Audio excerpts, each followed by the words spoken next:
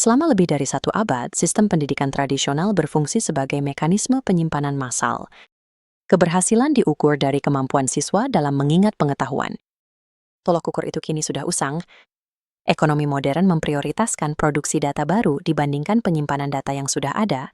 Permintaan telah bergeser dari menghafal solusi menjadi menciptakan solusi. Pendidikan tradisional menggunakan hierarki dari atas ke bawah, di mana seorang instruktur tunggal menyampaikan data tetap kepada penerima yang pasif.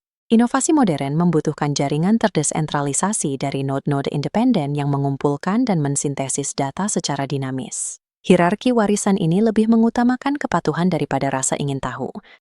Dengan menilai siswa berdasarkan kemampuan mereka mengulangi secara persis apa yang diajarkan, sistem ini justru menghukum pengambilan risiko yang diperlukan untuk membentuk dan menguji hipotesis baru. Pembaruan kurikulum secara bertahap gagal mengatasi masalah ini. Arsitektur fisik dan teoretis dari model sekolah menengah seringkali tidak ramah terhadap proses ilmiah, sehingga membutuhkan perombakan struktural total. Perombakan inilah yang menjadi dasar berdirinya Universal Research and Innovation School, SMP Universal. SMP Universal berperan sebagai cetak biru rekayasa struktural untuk menciptakan para inovator dari prinsip dasar.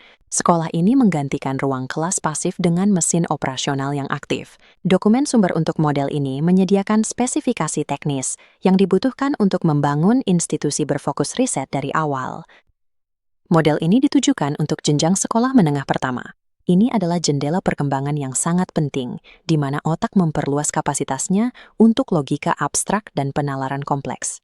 Cetak biru ini berasumsi bahwa setiap peserta memiliki potensi laten untuk menjadi pencipta solusi teknis dan sosial berskala besar, asalkan lingkungannya direkayasa untuk mendukung keluaran tersebut. Tantangan rekayasanya terletak pada integrasi. Sekolah harus mengonsolidasikan etika, ilmu empiris, eksekusi komersial, dan kesehatan biologis ke dalam satu kerangka kerja yang terpadu. Untuk menjaga integrasi ini, cetak biru tersebut mewajibkan fondasi penyangga yang dibangun dari 4 pilar yang berbeda. Seluruh ekosistem pendidikan bertumpu pada 4 aksioma ini. Setiap rencana pelajaran dan ruang fisik diturunkan dari kebutuhan mereka. Blok pertama adalah nilai-nilai Islam universal, sebuah bidang penahan etika untuk penyelidikan ilmiah. Keterbatasan seperti amanah memastikan kemampuan teknologi tetap terikat oleh tanggung jawab sosial. Blok kedua adalah pembelajaran berbasis riset. Di sini, metodologinya secara ketat mencerminkan metode ilmiah. Siswa menyimpulkan hasil melalui observasi, pembuatan hipotesis, dan pengujian yang ketat, bukan dengan menghafal hasil yang diberikan oleh pengajar. Blok ketiga adalah pendidikan berbasis inovasi yang mengharuskan siswa menerjemahkan riset menjadi output nyata seperti prototipe fisik, kode, atau model bisnis yang layak. Blok terakhir adalah pengobatan universal. Literasi kesehatan biologis merupakan persyaratan struktural untuk menjaga kinerja kognitif yang berkelanjutan. Kurikulum secara eksplisit melatih siswa untuk membedakan antara terapi klinis yang telah diuji secara ketat dan hipotesis ilmiah, menanamkan standar tinggi terhadap bukti. Keempat pilar ini menciptakan sebuah siklus yang dapat mengoreksi dirinya sendiri. Metodologi riset menghasilkan output yang dipertahankan oleh kesehatan biologis dan dibatasi oleh aksioma etika. Ketiadaan salah satu pilar akan berujung pada kegagalan. Tanpa fondasi ini, institusi akan menghasilkan peneliti yang tidak memiliki landasan etika, stamina fisik, atau kemampuan menghasilkan produk nyata di dunia nyata. Fondasi konseptual ini menentukan struktur fisik yang dibutuhkan untuk menampung aktivitas sekolah. Rancangan ini menggantikan ruang kelas standar dengan domain konten lokal yang khusus. Lingkungan-lingkungan ini mencerminkan fasilitas riset profesional. Laboratorium inovasi mengajarkan konsep abstrak seperti kecerdasan buatan dan pemrograman, bersamaan dengan keterampilan manufaktur fisik seperti pencetakan 3 dimensi dan elektronika di dalam ruang pembuat makerspace khusus. Domain inovasi hijau memetakan energi terbarukan dan pertanian modern ke rumah kaca aktif, mengajarkan konservasi lingkungan sebagai biologi terapan.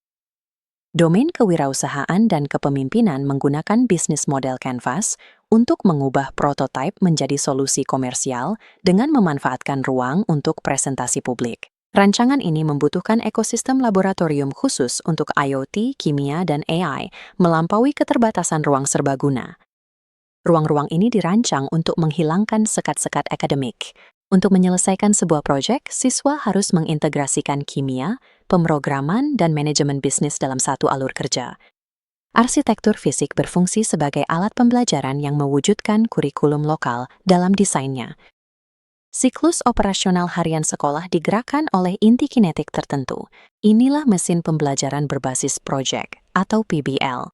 Mesin ini menggerakkan siswa melalui matriks dengan menghubungkan tugas-tugas investigasi ke dalam sebuah siklus berkelanjutan.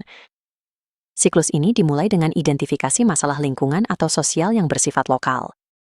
Investigasi dimulai dari tantangan dunia nyata, bukan teori yang abstrak. Siklus kemudian berlanjut ke tahap pengumpulan data dan eksperimen. Siswa merumuskan pertanyaan penelitian dan melakukan observasi terkontrol di laboratorium. Pada fase sintesis, siswa menganalisis data mentah mereka secara matematis dan mengubahnya menjadi laporan ilmiah formal. Untuk mempercepat siklus ini, cetak biru tersebut mewajibkan adanya akselerator teknologi tertentu, kecerdasan buatan. AI berperan sebagai alat untuk pencarian referensi secara cepat, simulasi data, dan bantuan pemrograman, sehingga menjadi pengganda kekuatan bagi peneliti siswa. Batasan ketat mengatur pusat AI ini, penggunaannya dimediasi oleh edukasi tentang privasi data, penerapan etis, dan verifikasi fakta yang ketat. Siklus PBL berakhir ketika seorang siswa menghasilkan prototip fisik atau rekomendasi dan mempertahankan temuan mereka secara terbuka di hadapan guru dan pakar industri. Siklus operasional yang berkelanjutan ini mengubah siswa dari konsumen fakta-fakta yang sudah ada menjadi simpul aktif dalam menghasilkan pengetahuan. Efektivitas mesin struktural ini diukur dari kemampuan para lulusannya. Lulusan memiliki keterampilan teknis yang dibutuhkan untuk menganalisis data, melakukan pemrograman secara etis, dan merekayasa prototipe yang fungsional. Mereka dilatih sebagai komunikator yang efektif dan pembelajar sepanjang hayat dengan proses pengambilan keputusan yang berlandaskan tanggung jawab sosial. Kombinasi antara keterampilan empiris dan landasan etika ini secara langsung menjawab tuntutan modern akan produksi pengetahuan. Para lulusan ini dibekali kemampuan untuk menghadapi krisis lingkungan dan logistik yang kompleks di abad ke-21. Kerangka SMP universal adalah sebuah fraktal yang dirancang untuk ekspansi longitudinal berskala besar. Rencana ini terintegrasi ke belakang hingga pendidikan anak usia dini dan sekolah dasar untuk mempersiapkan jalur pendidikan, serta berkembang ke atas hingga ke sekolah menengah, politeknik, dan universitas riset. Fase akhir menambahkan inkubator startup dan taman sains yang secara langsung menghubungkan kerangka pendidikan dengan sektor industri. Jika terwujud sepenuhnya, cetak biru ini berfungsi sebagai sistem yang mandiri untuk pengembangan teknologi nasional dan global, menghasilkan para inovator yang dibutuhkan untuk memimpin Indonesia dan dunia.